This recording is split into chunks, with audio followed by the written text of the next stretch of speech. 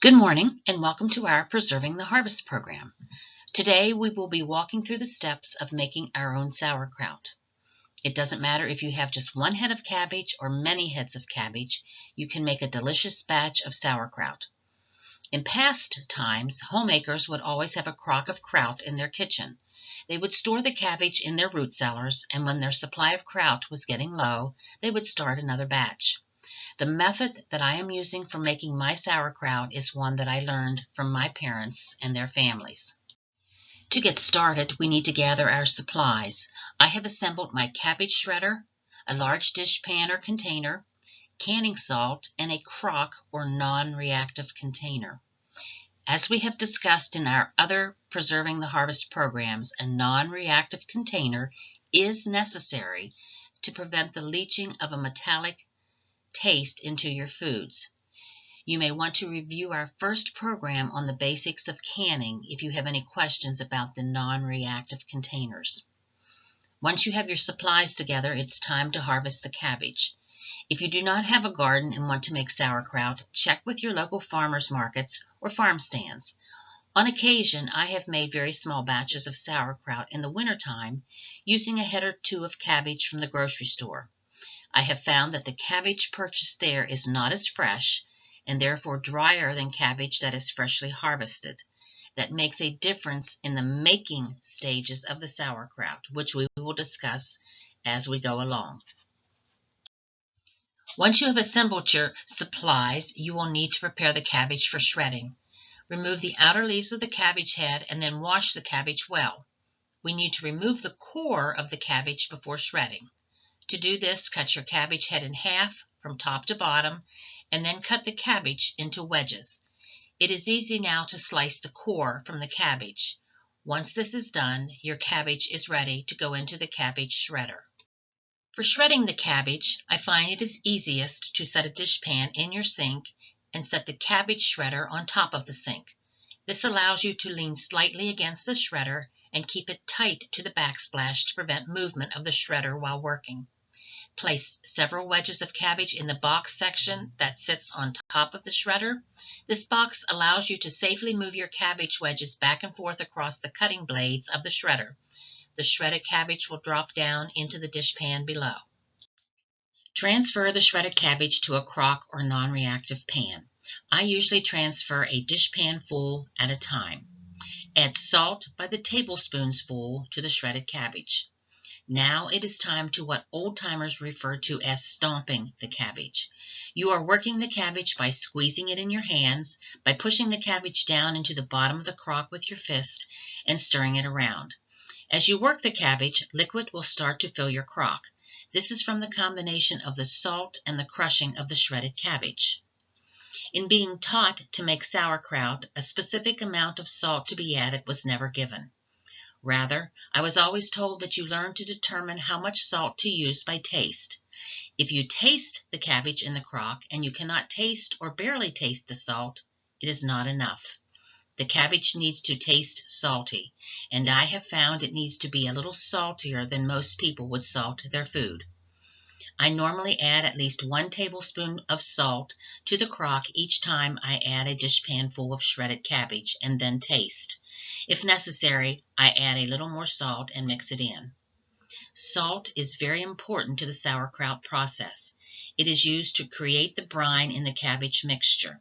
Salt pulls water out of the cabbage to create an environment where the good bacteria can grow and the bad bacteria die off. You continue this adding of the shredded cabbage to the crock, salting and stomping until all of the shredded cabbage has been added.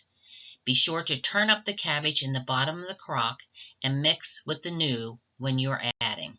So, now all of your shredded cabbage has been added to your crock and you have stomped until the cabbage is covered with liquid and is foamy. It is important that the liquid cover the cabbage. We need to seal the cabbage in the crock to make a water lock. This allows the bubbles from inside the crock to push their way out, but it also prevents outside air from getting into your ferment. If I have a large food-grade bag in the house, I will use it to make the seal.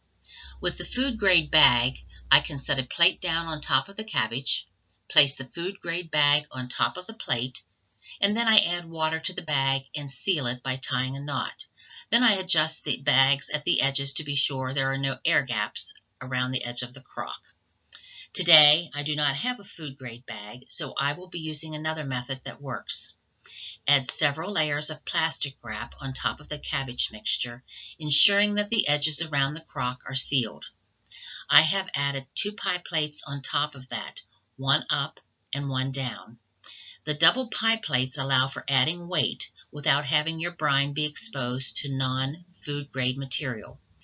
If you read the old cookbooks and recipes, you will find that many instruct to lay a large cabbage leaf or leaves on top of your kraut mixture and then top with a large stone for weight. Many housewives have their kraut stones as part of their kitchen utensils. I have added a trash bag on top of the double pie plates and filled with water, making sure to check the edges around the crock allow for no air pockets. Then tie or band the top of the bag shut. Your kraut is ready to set. Since the crock sets in my kitchen during the fermentation process, I want to be sure there is no odor issue. Prior to filling the crock, I set a garbage bag under it. Once I have sealed my crock, I pull the bag up over it and close, then cover with a dish towel. I allow my sauerkraut to ferment for a period of 21 to 28 days. I can then work my canning day in as it suits during that time frame. There is no set in stone time for the fermentation process.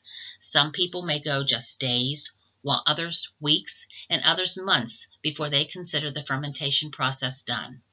The longer you let the sauerkraut ferment, the more sour it will be and the more softer it will become.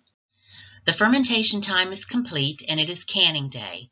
Gather your clean jars, jar flats, and rings together.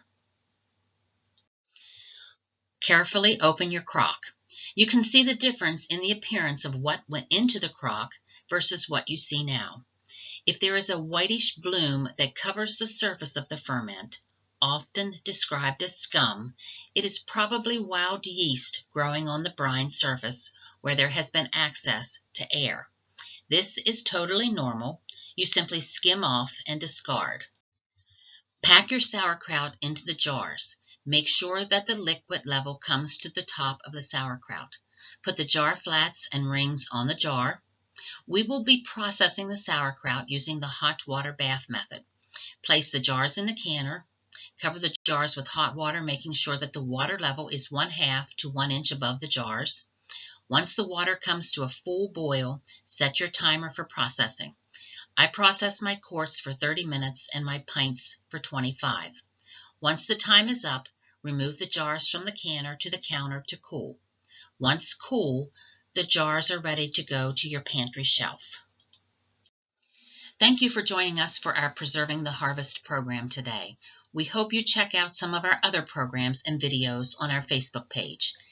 And just as a reminder, the library is open to the public with some precautions being taken. Give the library a call to set up an appointment time to stop by.